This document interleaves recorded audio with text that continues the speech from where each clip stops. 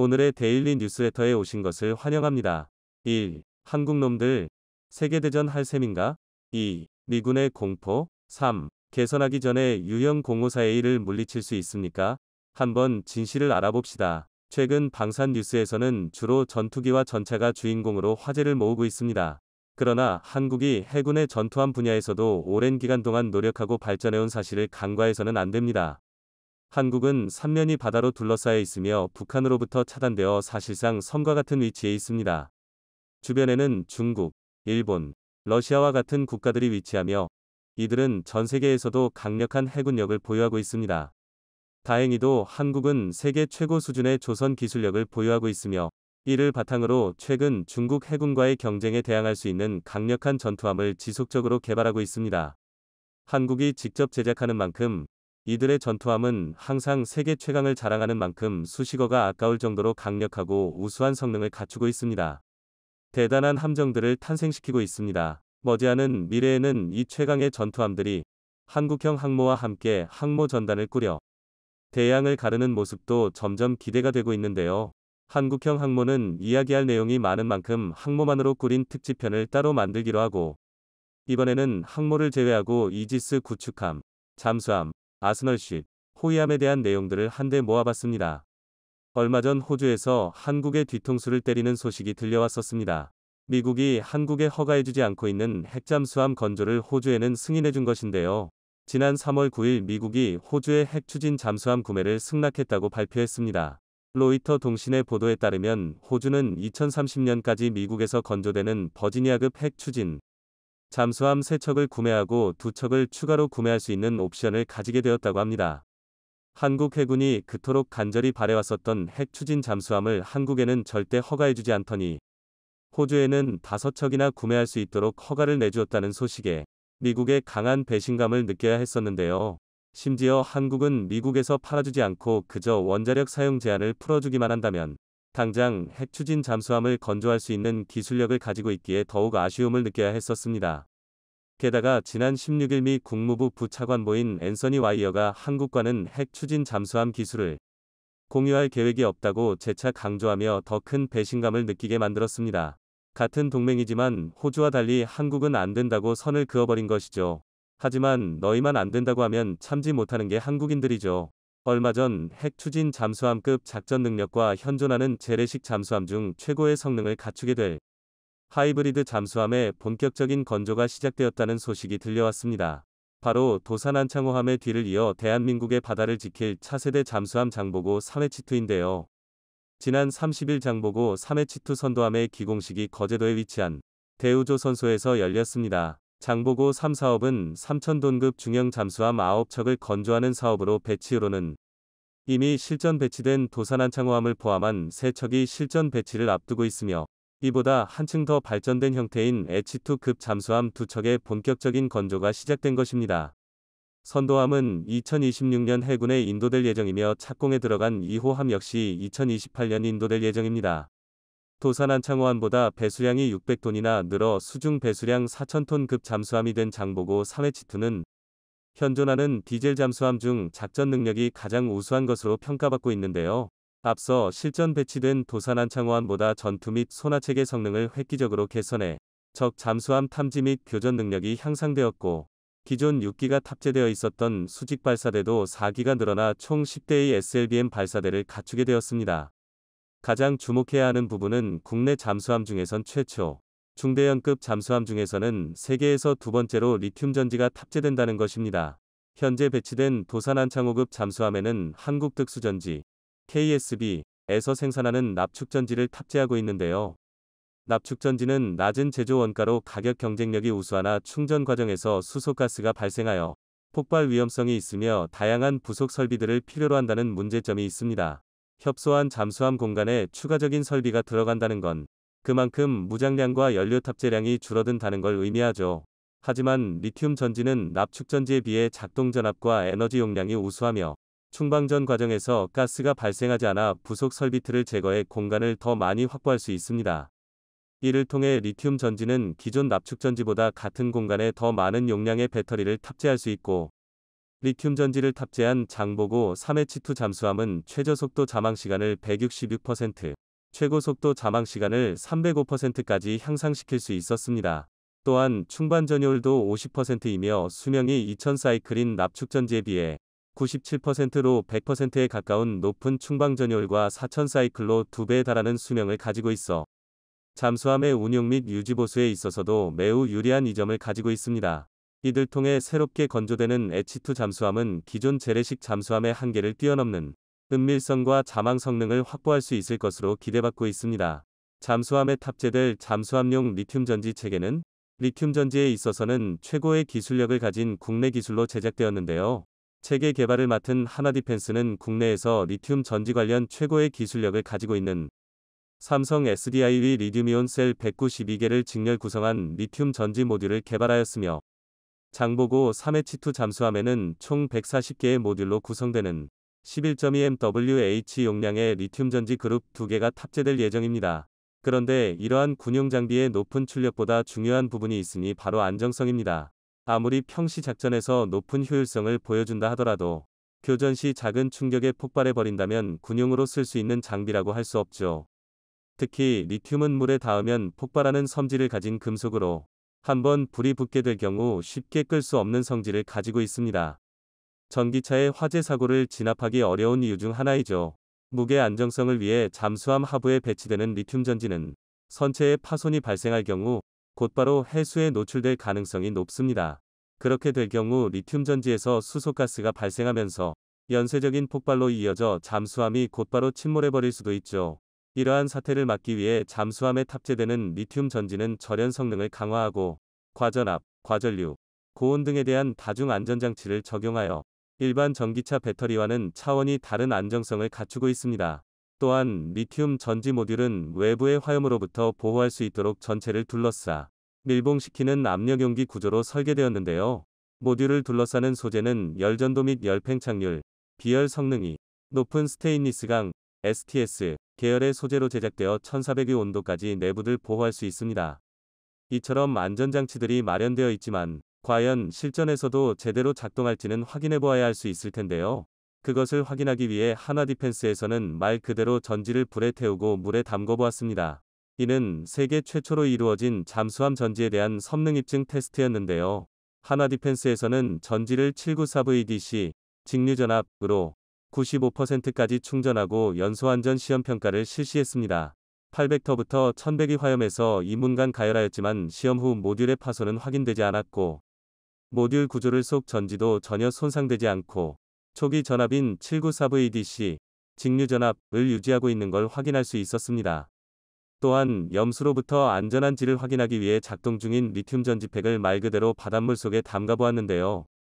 고전압으로 충전된 리튬 전지팩을 바닷물보다 고농도의 염수에 침수시켰지만 화염이나 폭발 반응은 전혀 발생하지 않았고 이후 전지가 완전히 방전될 때까지 하루 동안 물속에 방치해뒀음에도 물속에서 꺼내 확인한 결과 어떤 화염이나 폭발 흔적도 발생하지 않았었습니다. 이외에도 88가지의 기능, 성능, 안정성, 연동 시험을 거쳤지만 전부 요구 성능을 100% 만족하는 결과를 보여주었고 국제공인 규격에 따른 리튬 전지 성능 테스트까지 통과하면서 하나디펜스의 잠수함용 리튬 전지 체계는 세계 최고 수준의 안정성과 신뢰성을 갖추었다는 것을 증명해냈습니다. 하나디펜스는 성공적으로 완성된 잠수함용 리튬 전지 체계를 이용하여 선박용 고안정성 에너지 저장 장치 ESS 개발에도 나설 것이라고 밝혔는데요. 군사용으로 개발된 기술로 민간 친환경 선박 시장까지 공략할 수 있는 기술을 만들겠다는 것이죠. 손재일 하나디펜스 대표는 하나디펜스가 보유한 최고 수준 ESS 패키징 기술을 필두로 국내 2차 전지 셀 메이커와 핵심 기술을 보유한 강소기업들과 연합해 세계에서 가장 안전하고 경쟁력 있는 선박용 ESS 제품 표준화 개발에 매진할 것이라며 국내 친환경 선박 기술 발전과 보급 활성화 등 국가 경쟁력 제고에 이바지할 수 있을 것으로 기대한다고 말했습니다. 이처럼 세계 최고 수준의 안정성과 신뢰성을 갖춘 리튬 전지 모듈을 탑재함으로써 장보고 3H2는 재래식 잠수함의 한계를 뛰어넘어 내에서라면 원잠에 맞먹는 작전 능력을 갖추게 되었는데요. 북한의 잠수함 SLBM 발사 능력을 갖추었음이 공식적으로 확인된 지금 북한의 잠수함을 추격하고 타격할 수 있는 국내 잠수함 전력의 확충이 매우 시급해진 상황입니다. 특히 잠수함으로 대잠전을 펼치기 위해선 상대방을 오랫동안 추적할 수 있는 자망 지속 능력과 잠수함을 탐지하는 소나 체계의 성능이 가장 중요한데요. 현재 실전 배치가 완료된 도산안창호함에는 국내 개발에 성공한 소나 체계가 탑재되어 있으며 H2에는 한층 발전된 전투 체계 및 소나 체계가 탑재되어 탐지 성능을 비약적으로 향상시켰는데요. 미국의 원자력 잠수함 버지니아급의 H3부터 적용되기 시작한 말발구평 선수 소나가 장착되었고 하드웨어적인 스펙만 따져보았을 때도 도산안창호함의 소나보다 3배에 달하는 소나 면적을 가지고 있습니다. 이외에도 새롭게 적용된 차세대 잠수함용 첨단 기술들을 나열하자면 끝이 없을 정도인데요. 가장 중요한 잠수함의 I 화력수단으로는 현무 IV4 잠수함 발사 탄도미사일 SLBM을 발사할 수 있는 10기의 수직발사대와 지난해 전력화에 성공한 국산 차세대 중월의 범상어가 탑재될 예정입니다. 이처럼 한국은 미국이 핵잠수함을 주지 않더라도 핵잠수함급 재래식 잠수함을 만들 수 있는 능력을 가지고 있음을 보여주었습니다. 원해 작전의 비중이 낮은 한국 해군의 특성상 한국 잠수함은 근해에 매복하고 북한의 잠수함을 감시하며 북한 잠수함이 내해로 침투하는 것을 막는 임무가 가장 중요한데요. 한번 가동할 경우 절대로 시동을 끌 수 없는 핵 추진 잠수함과 달리 디젤 엔진 잠수함은 맨진을 끄고 대기할 수 있기에 소음을 최대한 줄여야 하는 매복 임무에서는 디젤 잠수함이 핵 추진 잠수함보다 앞서는 부분이 있습니다. 한국의 협소한 전술적 환경에서 잠항 시간을 최대화한 하이브리드 디젤 잠수함 전력은 핵 추진 잠수함 못지않은 작전 능력을 발휘할 수 있다는 것이죠. 대한민국의 신무기 개발에 하나하나 태클을 거는 미국이 아니 꼽지 않을 수가 없지만 한국의 뛰어난 연구진들은 시련이 닥칠 때마다 이들 극복하고 한계들 넘어서는 선능의 무기들을 선보여왔었습니다. 최근 보고도 믿지 못할 소식이 전해졌습니다. 한국이 지금부터 5년 안에 합동화력함 즉 아스널쉽을 개발하겠다고 밝힌 것입니다. 배 한 척 전부가 미사일과 발사체계로 꽉 차 있는 합동화력함은 그 미국조차도 만들려다 끝내 포기했을 정도로 파격적인 발상인데요. 항공모합이나 원자력 잠수함같이 한국 밀리터리 매니아들이 꿈으로 취급하던 합동화력함을 한국은 심지어 단 5년 만에 만들겠다고 선언하면서 한바탕 난리가 났습니다. 국방비로 천조를 쓴다는 미국도 못한 걸 한국이 어떻게 해낸 것인지 지난 4월 11일 한국 해군은 최소 80발 이상의 함대지 탄도미사일을 탑재하는 합동화력함을 3척까지 확보하는 계획을 승인했습니다. 해군은 개념 설계 사업자로 대우조선해양을 선정하고 올해 안에 설계도를 받아볼 예정인데요. 그 뒤 세부적인 작전 요구 성능을 확정할 방침입니다. 정부 소식통에 따르면 해군은 내년 국방중기 계획에 합동화력함 사업을 올려 길어도 5년 내로 결과를 낼 것이라고 밝혔는데요. 이에 발맞춰 방위사업추진위원회는 2036년까지 합동화력함 전용 함대지 탄도미사일을 전력화하기로 결정했습니다. 해군은 현재 운용 중인 대부분의 함정이 방어 능력에만 치중되어 있다면서 유사시에는 미사일 방공을 하기 이전에 원점을 선제 타격하는 공격 능력이 필요하다고 밝혔는데요. 실제로 호위함, 구축함, 이지스함 등 한국이 운용하는 대부분의 함정은 어느 정도의 BMD, 즉 탄도미사일 방어 능력을 갖췄는지가 성능의 척도였습니다. 물론 이를 함정이 공격용으로 쓸 수 없느냐면 그렇지는 않지만 아무래도 공격을 위해 만들어진 무기에 비해서는 부족할 수밖에 없겠죠.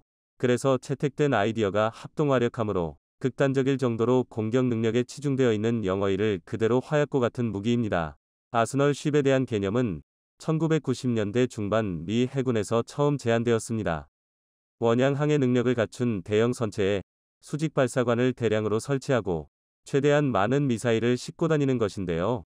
미사일 탑재량만을 최대한 끌어올리기 위해서 자위용 무기조차 최소한으로 줄이고 주변의 다른 아군 함선에다 호위를 맡겨버리기까지 합니다. 과거 어뢰 탑재량을 최대한 끌어올려 상대 함정의 규모들 가리지 않고 부수고 다녔던 중뢰 장순양함의 운용 사상을 계승한다고도 볼 수 있죠. 미군이 이 프로젝트를 논의할 당시 이들은 수직 발사관만 무려 500셀 탑재하려고 했고 그를 위해 자체적인 탐지 능력까지 내다버렸습니다. 호위뿐만 아니라 탑재된 미사일의 사격 재현까지도 이지스함이나 조기경보기의 연계 없이는 불가능해졌을 정도라고 하는데요. 자동화 시스템을 도입해 운영 인원을 최소화하고 모듈형 건조 방식을 채택하는 등 온갖 방법을 동원해 비용을 최소화시켰습니다. 하지만 이런 노력에도 불구하고 격침당할 시의 피해가 너무 커진다는 이유로 사업이 승인되지 않았습니다. 또한 미국은 핵잠수함을 이용하면 아스널쉽보다 안전하고 경제적으로 동일한 작전이 가능했기 때문에 굳이 이걸 만들 필요가 없었죠.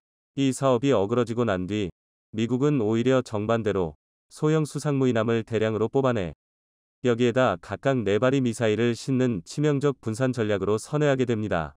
한편 미 해군을 견제하는 데에 집착하는 중국도 아스널쉽을 계획한 적이 있었는데요.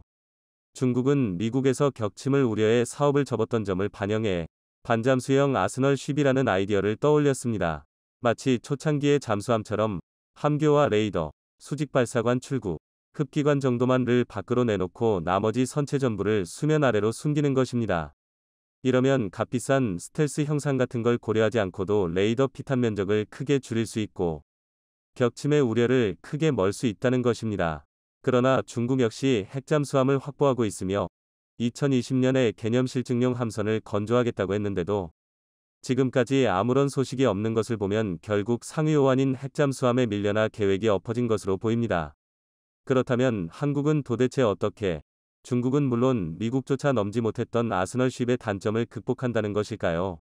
이런 문제점들을 해결하지 못한 채로 만든다면 그저 돈 낭비에 지나지 않는 일일지도 모릅니다. 결론부터 말하자면 한국은 이런 단점을 해결할 필요가 없습니다. 정확히는 한국의 운용 환경에서는 이러한 단점이 발생하지 않습니다. 취소된 미 해군의 아스널쉽과 한국 해군의 합동화력함은 사정이 조금 다릅니다. 도입의도 상전세계 5대양을 다 돌아다니며 세계 각지 필요한 곳에 미사일을 쏟아부어야 했던 미 해군의 아스널쉽과 달리 합동화력함은 한반도 근해의 특징인 종심이 짧다는 점이 여러가지 단점들을 해결해주기 때문입니다. 일단 무엇보다 맡은 임무 자체가 다릅니다. 국방부 입장에 따르면 어디까지나 합동화력함은 대지 목표를 제압하기 위한 것입니다. 미군이 우려했던 것처럼 적 해군과의 전면전에서 아스널쉽이 출전했다가 격침당하는 경우 자체가 나오지 않는다는 것이죠. 게다가 종심이 짧기 때문에 장거리 해상 탐지 능력과 대함 작전 역량이 부실한 북한이 아스널쉽을 격침시키기 전에 아군 합동화력함이 화력 투사를 해서 북한의 주요 미사일 기지들 제압하는 것이 얼마든지 가능합니다. 전쟁이 시작되는 분위기 직전부터 각 항구에서 대기하던 합동화력함들은 이미 카운트다운을 시작할 것이며 그대로 전쟁 상황이 된다면 그와 동시에 합동화력함들은 북한의 지상 목표들을 향해 탄도미사일을 전탄 발사할 것입니다. 그 미사일이 착탄하는 시점에서 북한군은 마비되어 버릴 가능성이 높고 만에 하나 살아남은 시설이 합동화력함을 향해서 반격을 한다고 해도 이미 그때는 적재한 미사일을 전부 소모한 껍데기뿐일 가능성이 높습니다. 격침할 가치가 없는 목표들이 되어 오히려 적 전력을 낭비시킬 수도 있는 것이죠. 한국 해군이 굳이 합동화력함을 도입하는 이유는 다름 아니라 미사일이 많기 때문입니다. 한국군은 타격 전력을 중시하여 이미 수천 발의 미사일을 보유하고 있는데 지금도 찍어내고 있어서 이젠 슬슬 보관과 운용을 하는 것이 곤란해지고 있습니다. 미사일 사격을 할 수 있는 지상의 대규모 고정시설은 적국의 특작부대 침투나 탄도탄 공격의 최우선 타겟이라 너무 취약하고 군용 부지를 지하 기지화하는 방안이 제시되었으나 대형 함선 건조와 비교하면 비용이 너무 많이 듭니다.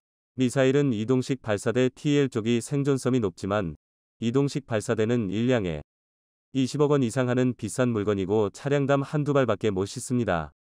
한국이 비축한 그 많은 미사일들을 개전 초기에 쏟아 부으려면 최소 수백 량이 필요하므로 인적 자원 면에서 현실적이지 못합니다. 그렇다면 차라리 몇 척의 배에 돌아넣어서 안전 해역에 배치하는 편이 관리와 운용, 공역 관제가 쉬워지는 것이죠. 즉 군함이라고 쓰고 움직이는 해상 미사일 기지라 읽는 함선을 만들어 항구나 안전 해역에 배치하자는 얘기입니다. 주요 적성 국가인 북한을 보면 합동화력함이 진해해군 기지에 그냥 정박해 있어도 대부분의 주요 타겟이 현무 3위 사정거리 안에 들어갑니다. 사거리만 따지면 아예 항구 밖으로 나갈 필요가 없다는 것이죠. 이 점은 러시아와 중국 등 추후 충돌 가능성이 있는 가상 적국들도 마찬가지입니다. 몹쓸 이웃들과 가까이에 산다는 점이 가끔은 이런 잠점도 낳는 것입니다. 그러므로 어차피 합동화력함은 전시에도 안전한 한반도 연안에 숨어 있을 것이며 이미 해군 기지나 연안 보호를 위해 잘 갖춰져 있는 해병대 전력과 지상 방공포대의 강력한 호위를 받을 것입니다. 격침당할 우려가 거의 없는 것입니다. 최근 미국은 AUKUS에 가입한 호주에게 버지니아급 핵잠수함 기술을 허가해줬었는데요. 이때 한국에서 누가 묻지도 않았는데 한국에 핵잠수함 기술을 줄 일은 없을 것이라고 못을 박아버렸습니다. 가만히 앉아서 듣는 입장에서는 열이 뻗치는 일이죠. 한국은 이때 그냥 핵잠의 가능성을 포기하기로 한 모양입니다. 그리고 그 대신 핵잠과 비슷한 작전을 수행할 수 있지만 핵잠을 손에 넣으면 무용지를이 되는지라 망설이고 있던 합동화력함 계획을 진행시키기로 한 것이죠. 과정이 썩 마음에 들지는 않지만 이것으로 한국 해군은 그동안 꿈의 영역에 있던 일들을 거의 다 현실화시키게 되었습니다. 동급 최강의 호위함인 충남급 한국형 이지스 시스템을 탑재하는 구축함 KDDX, 화력에 미친 괴를 이지스함 정조대왕급, 핵잠도 아닌데 VLS가 달려있고 자망시간도 세계 최장인 도산 안창호급 H2 등이 전부 최근의 소식들이죠. 그 활용점정은 함재기형 KF-21위 등장 예고와 함께 중항모로 돌변한 CVX 프로젝트와 이번에 공식화된 합동화력함인데요. 불과 10년 전만 해도 한국 해군에 있으면 얼마나 좋았을까 했던 으리으리한 장비들이 다음 10년 뒤에는 실전 배치되어 바다들 누비고 있을 것이라는 점에서 감개무량하다는 반응이 많습니다. 최근 들어 이런 급격한 변화가 한꺼번에 일어날 수 있는 원동력을 따져보자면 누가 뭐라 해도 전례없는 상한가를 치고 있는 해외 수출 실적이라고 할 수 있을 것입니다. 전 세계에서 한국 무기의 수준을 인정하니 투자도 늘고 개발하는 기술자분들의 사기도 하늘을 찌를 수밖에요. 얼마 전에는 캐나다가 60조의 예산을 들여 재래식 잠수함 최대 12척을 구매하겠다고 밝히면서 그 유력한 후보로 대우조선과 도산 안창호급 잠수함이 꼽히기도 했죠. 만약 이 거래가 성사된다면 폴란드 방산 빅딜에 무려 3배에 달하는 어마어마한 수익이 들어오는데요. 이는 다시 한국 무기를 빠르게 발전시키는 밑거름이 되며 선순환을 완성시킬 것입니다. 이들 지켜보는 주변국들은 당황스럽기 짝이 없을 텐데요. 심지어는 나름 세계에서 손에 꼽는 해군력 강국이라고 주름잡던 일본 해상자위대가 뒤늦게 한국식 잠수함 설계를 추종해서 재래식 잠수함에 VLS를 탑재하는 행보까지 보이고 있습니다. 도산 안창호함이 아직 계획 단계일 시절에 일본에서 그렇게 비웃어댔던 게 VLS 탑재였는데도 말이죠. 당장의 전력은 출중하지만 내부적으로는 심각한 질적 하락으로 개선의 원동력을 잃은 해삼자위대가 매섭게 발전하는 한국의 방식을 따라하고 있는 것입니다. 대한민국 해군의 차세대 호위함이자 국산 이지스 시스템의 시작을 알린 충남함이 진수식을 마치고 처음으로 함선 내부 모습이 공개되어 화제가 되고 있습니다. 방위사업청에서 충남함 내부의 핵심 시설을 촬영한 영상을 공개한 것인데요. 대한민국 해군 전력의 팽창을 경계하고 있는 중국에서도 충남함의 실체가 공개되자 중국의 신형 호위함 54형과 비교 분석하는 기사들 올리며 한국 해군의 대양 진출에 경각심을 가져야 한다고 경고하고 있다고 합니다. 중국 군사 전문가들이 충남함을 어떻게 평가했을지 자세히 살펴보도록 하겠습니다. 방위사업청에서 공개한 영상을 동해 H3 호위함 충남함의 내부 시설들이 처음으로 공개되었습니다. 군의 요청에 따라 충남함에 최초로 설치된 전단 상황실, 전함의 모든 전력을 공급하는 심장이라 할 수 있는 전부보기실, 함선 전체의 추진, 전력, 손상 통제 등을 제어하는 MCR, 맥리너리 컨트롤룸, 한층 더 넓고 쾌적해진 승조원실과 전투력 유지를 위한 체력 단련실, 그리고 함선의 머리라고 할 수 있는 함교의 조타실까지 충남함의 핵심 시설들을 확인할 수 있었습니다. 내부 모습이 공개됨으로써 충남함이 기존의 전투함과는 설계에서부터 다른 새로운 차세대 호위함이라는 사실을 알 수 있었는데요. 특히 충남함에 최초로 설치된 전단 상황실은 함교와는 별도로 전단장급 지휘관이 전단급 함대를 지휘하기 위한 별도의 번투정보실, CIC로서 충남함이 네트워크전의 중심으로 작전을 수행할 것이란 걸 보여주는 시설입니다. 영상에서 보시다시피 아직은 충남함 내부에 장비가 다 설치되지 않았다는 걸 확인할 수 있는데요. 이제 진수식을 마친 충남함의 해군 인도는 2024년으로 예정되어 있어 그 사이에 각종 시설 장비를 설치하고 무장을 완전 탑재한 후에 해군으로 인도되어 본격적인 전력화가 이루어지게 됩니다. 진정으로 충남함이 완성되려면 아직 1년이 남았다는 뜻이죠. 그런데 옆나라 중국에서는 충남함의 진수식이 이루어지자마자 이 새로운 호위함을 분석하는 데 여념이 없다고 합니다. 특히 자국의 주력 호위함인 54형이 충남함을 상대할 수 있을지가 가장 큰 쟁점이 되었다고 하는데요. 지난 4월 18일 인민망에 한국 대양해군의 FFX3 호위함이 진수되었다는 기사가 올라왔었습니다. 본 기사에서는 한국 해군의 FFX 3급 첫 호위함인 충남함이 진수되었다는 소식을 전하며 한국이 2027년까지 충남급 호위함 총 6척을 건조하여 대양해군을 구성할 계획이라고 전했습니다. 또한 충남급이 대구급을 훨씬 능가하는 아시아 최강의 호위함이라 불릴 만한 성능을 갖추고 있다고 평가했는데요. 충남함과 일본의 최상급 호위함들과 비교하며 충남함이 함대함 미사일 성능, 함대지 포격, 방공 역량에서 우위를 차지하고 있다고 강조했습니다. 충남급은 16셀의 한국형 수직발사 시스템 KVLS를 탑재하여 중국과 일본의 동급 호위함들을 능가하는 강력한 화력을 갖추고 있습니다. 여기에 국산 대잠 어뢰인 흥상어와 청상어를 탑재하여 뛰어난 대잠 교전 능력까지 갖추었죠. 또한 함선의 근접 방어 무기 체계로 국내에서 개발한 CIWS-2가 한국 해군 함선 중 최초로 충남함에 탑재될 예정입니다. 그리고 중국 전문가들이 충남함에서 가장 주목한 부분은 충남함에 최초로 탑재된 국산 다기능 배열 레이더였습니다. 충남함에는 중국 전문가가 4,000톤급 호위함에는 너무 크다 고 말할 정도로 거대한 사면 의상 배열 레이더가 탑재되어 있습니다. 국내 최초로 충남함에 적용된 스텔스 복합 센서 마스트에 설치된 한화 시스템의 다기능 의상 배열 레이더는 KF-21V AESA 레이더 개발 과정에서 습득한 기술에 기반하여 제작된 S밴드 대역의 AESA 레이더로 360도 전방위에 대한 탐지 추적 대응이 가능한 탐지 시스템입니다. 이 새로운 국산 레이더는 대한민국 해군에 큰 의미를 가지고 있는 탐지 체계인데요. 그동안 대한민국 해군의 이지스 전력은 미국에 전적으로 의존해 왔었습니다. 해군이 미국 군수 기업들의 갑질을 어쩔 수 없이 참아왔던 것도 대체가 불가능한 이지스 시스템 때문이었죠. 하지만 KF-21V 개발로 대한민국의 레이더 기술이 비약적으로 발전했고 이제 국산 이지스 시스템으로 대한민국만의 이지스함을 건조하는 것이 가능해졌습니다. 그 시작이 바로 미니 이지스라 불리고 있는 충남함이고 충남함에서 실제로 운용하면서 완성될 국산 이지스 시스템이 대한민국의 차세대 이지스 구축함 KDDX에 탑재될 계획입니다. 바다에서도 자주 국방을 이루어내겠다는 우리 군의 원대한 계획의 첫 발걸음이 바로 충남함이라는 것입니다. 또 다른 중국 언론에서는 충남함이 중국 해군에 큰 위협이 될 거라고 강조하는 기사를 보도했는데요. 중국의 거대 포털 사이트인 소우에 이지스 레이더 장착한 한국의 신형 호위함 진수 개량전 054A 형을 격파할 수 있다 라는 제목의 기사가 올라왔습니다.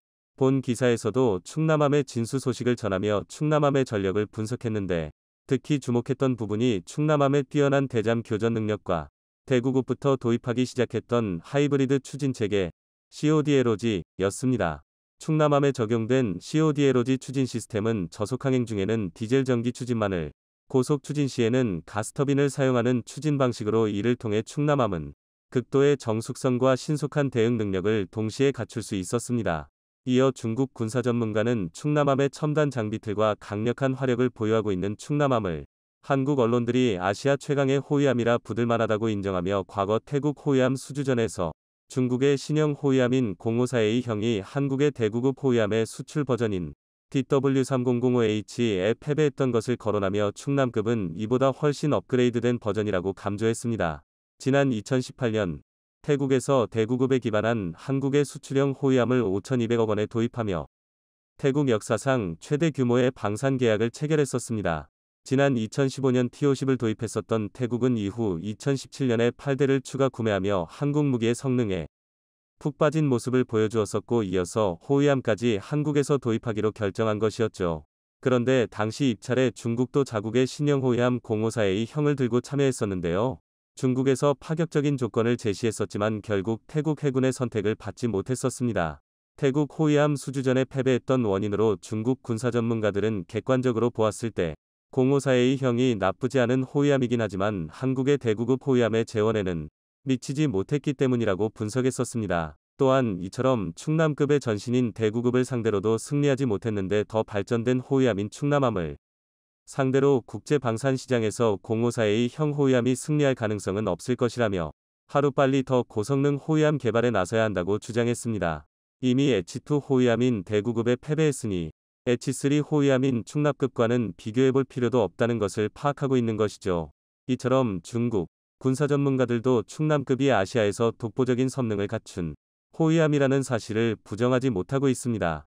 중국에서 이토록 충남급을 경계하는 이유는 연안 방어에서 대양해군으로 전략을 변경한 대한민국 해군이 충남함 배치를 시작으로 본격적으로 원해까지 영향력을 행사하기 위해 움직일 거라 판단하고 있기 때문인데요.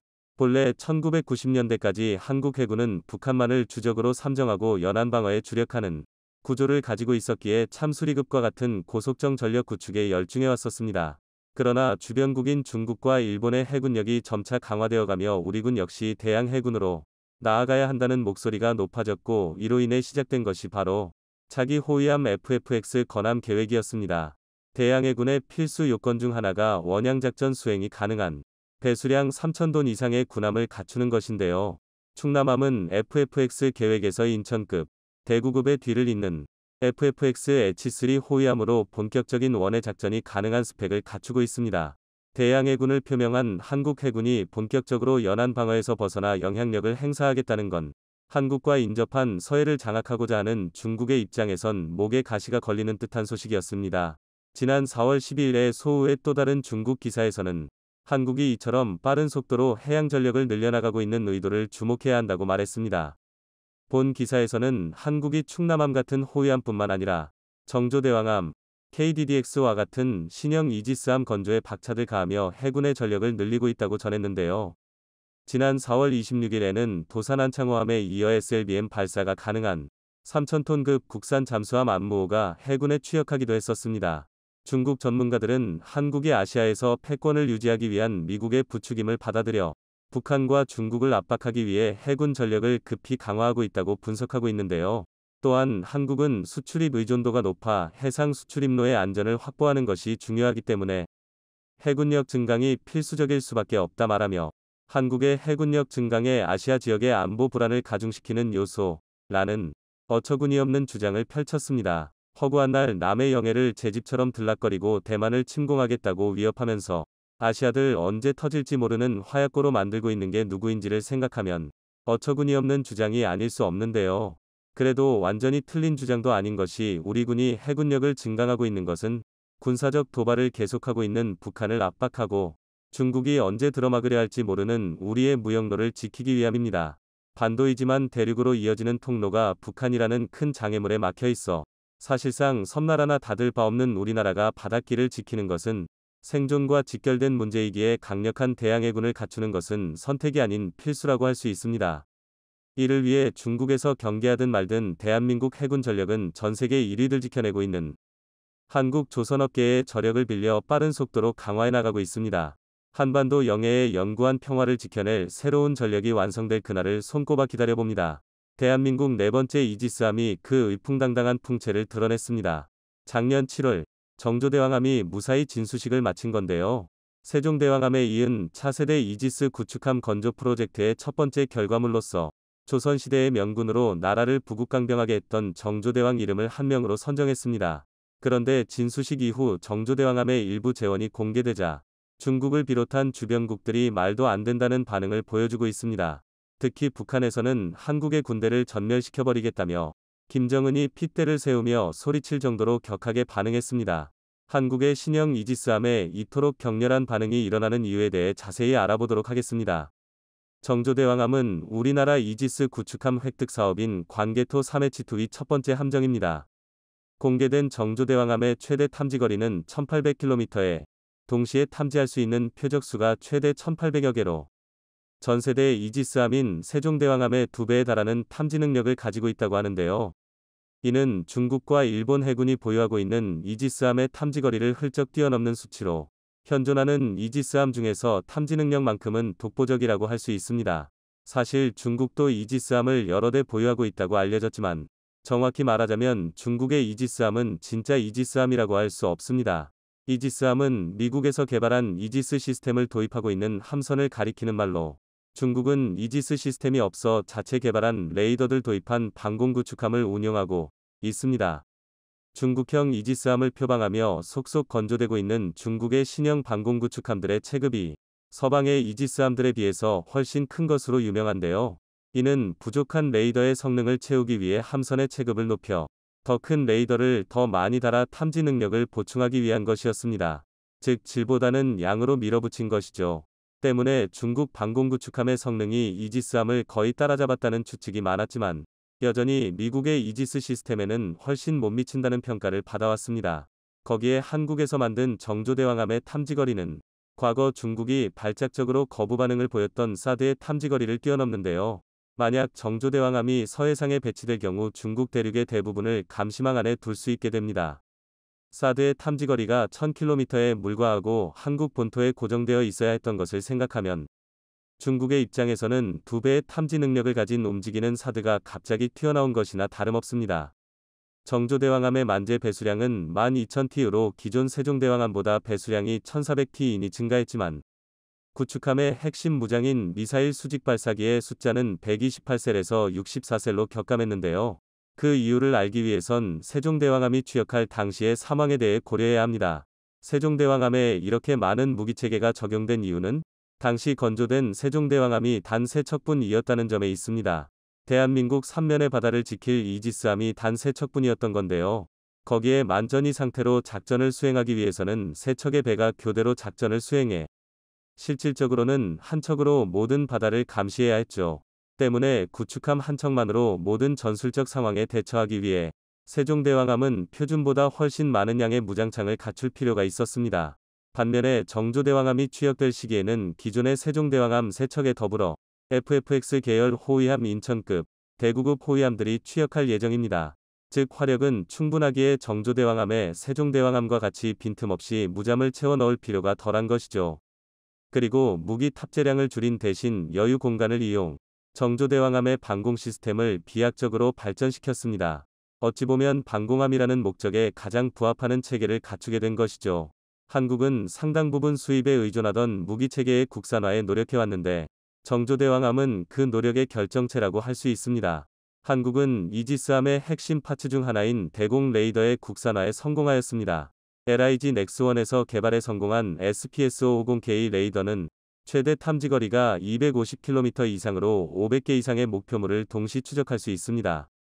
이는 차세대 이지스함뿐만 아니라 신형 호위함인 인천급과 대구급 호위함에 적용되어 함대 전체의 대공 능력 향상에 팔 크게 기여하고 있습니다.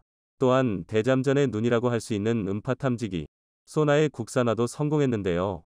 정조대왕함은 대함전 능력을 높이기 위해 여러 종류의 소나 센서를 통합 운용하는 통합 소나 체계를 채택했습니다. 본 영상에서는 적의 대함어뢰 공격에 통합 소나 체계가 어떻게 대응하고 적 잠수함을 탐지해내 공격하는지 보여주고 있습니다.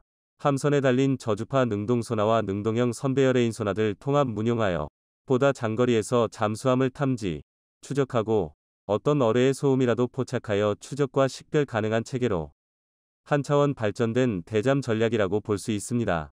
특히 함 선수에 장착된 선체 고정형 소나는 매우 독특한 형상으로 밀리터리 마니아들의 관심을 한몸에 받았었죠. 통합 소나 체계뿐만 아니라 특별히 대잠전에 특화되어 설계되었다는 평가를 받고 있는데요. 그동안 한국 해군은 이지스함의 해상작전용 헬리콥터로 슈퍼링스와 AW159 와일드캣을 운용했었습니다. 그런데 기존 이지스함에 탑재하던 헬리콥터들 정조대왕함의 전력화와 함께 잠수함 킬러로 악명 높은 MH-60R 시호크 헬기로 대체할 계획이라고 합니다.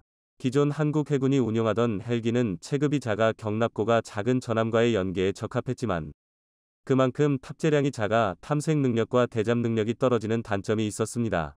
때문에 MH-60R 헬기를 도입하게 될 경우 각종 소나 장비들과 어뢰를 장착하고 출격이 가능해 이지스함의 대잠 능력이 비약적으로 상승할 것으로 기대받고 있습니다. 또한 국산 대잠 어뢰인 청상어, 홍삼어 미사일의 탑재도 가능해 말 그대로 잠수함 킬러로서 활약을 기대받고 있습니다. 이러한 대잠 전력 증강에는 핵잠수함 개발을 선언한 북한과 무관하지 않을 것 같습니다. 북한의 해군력은 우리 군에 비하면 처참한 수준인데요. 몽골의 해군 이라 물릴 정도로 그 기능을 상실한 상태입니다. 이러한 격차를 메우기 위해 북한은 비대칭 전력인 잠수함의 개발에 열중해 왔습니다. 하지만 더 이상 대한민국 바다에서 잠수함이 숨을 수 있는 곳은 없을 것 같습니다. 한국 해군은 매년 높은 폭으로 전력을 증강하고 있습니다. 신형 군함과 잠수함이 건조되는 속도가 무시무시할 지경이죠. 이러한 해군의 전력 극대화는 과한 감이 있다는 의견이 많았는데요. 그런데 이러한 한국 해군의 급격한 전력 증강은 바로 중국의 항모전단을 겨냥하고 있는 게 아니냐는 의혹이 제시되고 있습니다. 항공모함을 중심으로 구축함, 해상초계기, 방공 구축함, 잠수함 등을 조합한 함대를 항모전단이라고 합니다. 항모전단은 미국, 영국, 러시아, 프랑스 등의 군사 강국들만이 운용하고 있는데 국가적 분쟁이 생길 때마다 항모전단을 움직여 그 의용을 과시하고는 했죠. 중국 역시 미국의 항모전단에 대적하기 위해 항모전단을 구축했는데요. 이 항모전단으로 툭하면 남중국해를 침범해 대만을 비롯한 동남아 국가들을 상대로 끊임없이 무력 시위를 이어나가고 있습니다. 항모전단을 잡을 수 있는 것은 항모전단뿐이라고 할 정도이기에 항모전단이 없는 동남아 국가들로서는 감히 대적할 엄두도 낼 수 없는 상황입니다. 영화 속 미국 대통령이 무슨 일이 생겼다 하면 미국의 항모전단이 어디 있냐고 묻는 것도 이상한 일이 아닐 정도로 이처럼 항모전단은 현대전에서 가장 강력한 전력이죠. 그런데 사실 한국의 해군 전력도 항공모함만 있다면 당장이라도 항모전단을 구축하는 게 가능한 수준인데요. 세계 1위의 조선업을 기반으로 신형 구축함과 신형 잠수함의 건조가 이어지고 있고 국산 무기체제와 레이더를 탑재한 정조대왕함은 전단의 지휘함으로 활약할 수 있으리라 기대받고 있습니다. 여기에 한국 경항공모함 도입 사업이 성공적으로 이루어지게 된다면 중국에 맞설 항모전단이 꾸려지는 것도 꿈은 아닐 것입니다. 한국 해군의 급성장에 세계에서 손꼽히는 전력을 자랑하는 일본 해군도 바싹 긴장하고 있는데요. 보니 차세대 이지스함인 마야급 구축함은 최대 탐지거리 1000km 이상으로 기존 아시아 국가들 중 최고로 발전된 이지스 시스템을 보유하고 있다고 자축하고 있었는데 대뜸 탐지거리 1800km짜리 이지스함이 한국에서 등장한 것입니다. 일본 기술진들 입장에서는 개발 의욕이 뚝 떨어지는 소식이 아닐 수 없습니다. H2의 나머지 두 척이 완성된다면 한국의 이지스함은 총 6척이 되어 7척을 보유한 일본의 이지스함 전력과 맞먹게 됩니다. 독도를 향한 일본의 야욕에 큰 걸림돌이 생긴 거죠. 과거 일본 해군은 이지스함을 빈번하게 독도 인근에 배치하며 언제든 독도를 장악할 수 있다며 무력 시위를 벌이곤 했습니다. 당시 우리나라엔 한 척의 이지스함도 없어 일본의 무력 시위에도 분노만 삼켜야 했는데요. 이제는 6척의 이지스함으로 3면의 바다를 모두 감시할 수 있는 신이 방패진이 완성되어 가고 있습니다. 중국, 러시아, 일본과의 침범 시도가 끊이지 않는 우리의 바다를 지키기 위해 해군력의 강화는 반길만한 일입니다.